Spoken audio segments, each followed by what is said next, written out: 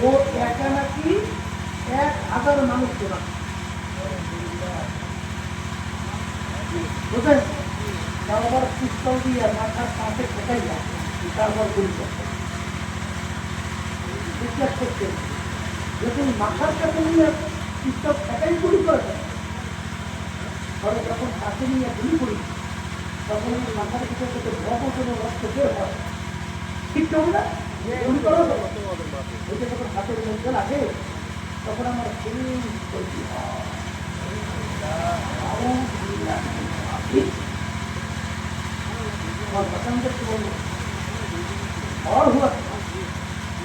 এই যে কাজটা করছে বড় অফিসার না কখনো শিক্ষা কিছু হয় না সব ভাবি করতেছে তাহলে কি অসুস্থ মুক্ত এই শিক্ষা শিক্ষিত হলো ওই শিক্ষার মাধ্যমে মানুষ ওকে আল্লাহ বলেন কিয়ামতের ময়দানে তুমি ওই দলভুক্ত হইয়া উঠবা এক কথায় সাল্লাল্লাহু আলাইহি ওয়াসাল্লাম বলেন তার সঙ্গে যার মহব্বত তার সঙ্গে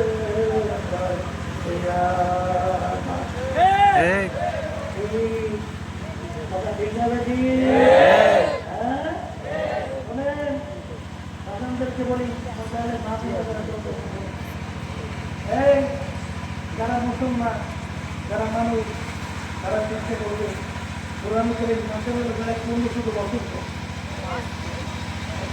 ইসলামের সাথে দুনিয়া থেকে গেল এত বৈজ্ঞানিকের দার্শনিক গেল ভুল বের করতে পারে না এখনো কোরআন আমাদের মাঝে আছে না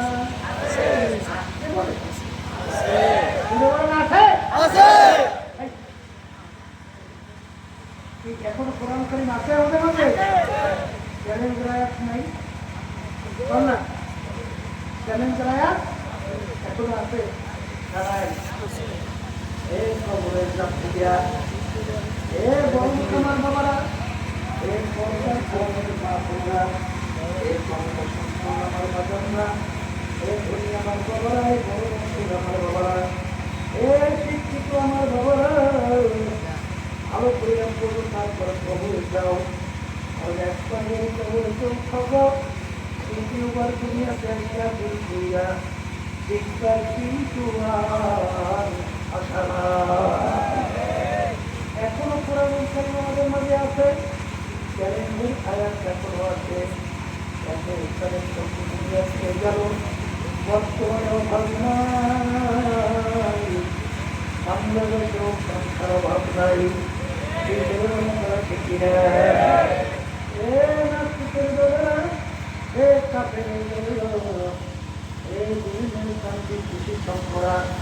তোমাদের সঙ্গে আমাদের কোনো যত্ন নাই, তোমাদের সঙ্গে আমাদের কোনো মারামারি কাটাকাটি নাই, তোমাদের সঙ্গে আবার কোনো শত্রুতাও নাই।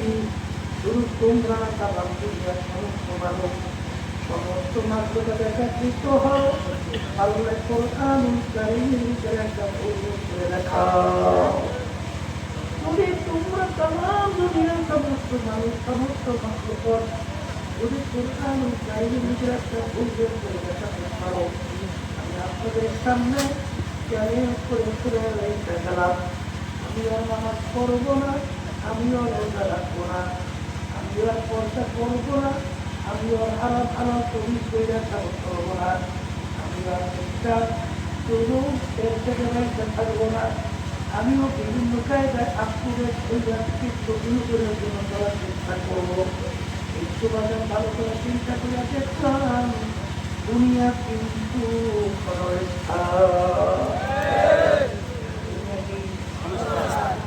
খুলে বলতে ভালো লাগে না, দুনিয়া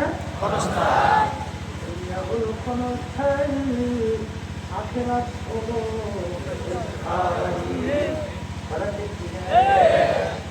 দুনিয়া দেখতে না দেখতে শেষ হয়ে যায়, আখেরাতের জিন্দেগি শুরু হবে আর করবে।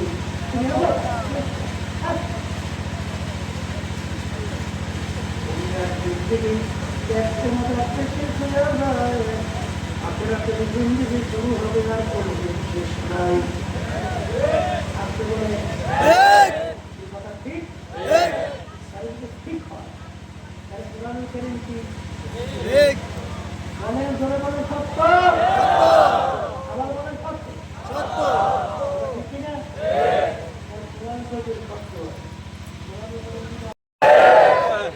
পারিবারিক জীবনে আছে না নাই, সামাজিক জীবনে আছে না নাই, রাজনৈতিক জীবনে এই যে একটু সবাই করছে একটু সমস্যা, কারণ বর্তমানে একটু কমছে এখন। অনেকে আগে তো বলতে হুজুর আবার রাজনীতি করে কে, এরকম আছে না নাই? হুজুরে রাজনীতি করে, হুজুরে করবে কি পেট নীতি কি বলেন? হুজুরেরা রাজনীতি করে তাও আল্লাহর হুকুম পালন করার জন্য। আন্তর্জাতিক জীবনে আমাদের মালিকের হুকুম আছে না নাই? আল্লাহ রাসূল বলেন তামাম দুনিয়ার মুসলমান কাদ জাসাদিন ওয়াহিদ, একটা শরীরের মতো। তামাম দুনিয়ার যে কোনো প্রান্তে এক মুসলমান যদি আক্রান্ত হয়, ওই ব্যথায় তোমারও ব্যথা লাগতে হবে। তোমার সাধ্য শক্তি অনুযায়ী তার প্রতিবাদ করতে হবে, এটাও কিন্তু তোমার আমার দায়িত্ব কর্তব্য। তাহলে গেছে সব বিষয়ে আল্লাহর হুকুম যেরকম আছে না নাই? এখন বলতে পারেন হুজুর ব্যক্তিগত জীবনে কি, এক শ্রেণী বাজানরা আছে বিদেশিদের কালচার, বিদেশিদের পোশাক আদি বইলে রেখে যায়, অনেকের গায়ে লাগতে পারে, খারাপও লাগতে পারে। তাহলে হুজুর আমার বিরুদ্ধে কথা বললেন কেন? আপনার বিরুদ্ধে কথা বলি না আল্লাহর কথা শুনাই? আল্লাহর কথা। আসতে বলে কার কথা শুনাই? এখন আপনি মানবেন কি না মানবেন, এটা তো জোর করে মানাবার দায়িত্ব আমাদের।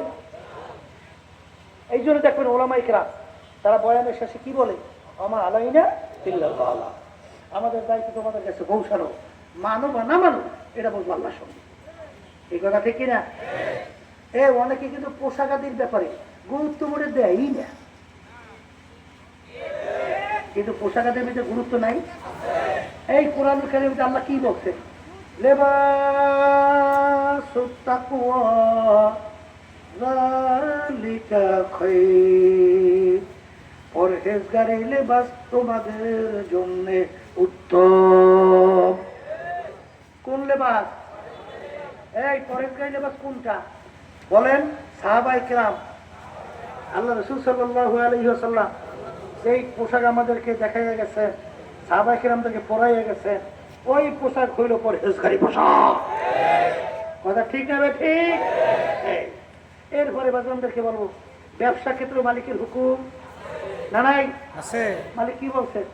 আহাল্লাল্লাহুল বাইআ ওয়া হারামার রিবা, তোমাদের জন্য আমি ব্যবসাকে হালাল ঘোষণা করলাম আর সুদকে তোমাদের জন্য আমি হারাম ঘোষণা করলাম। বলেন সুদ হারাম। সবাই মুখ খুলে বলেন, বলেন সুদ হারাম, বলেন সুদ হারাম, ব্যবসা হালাল।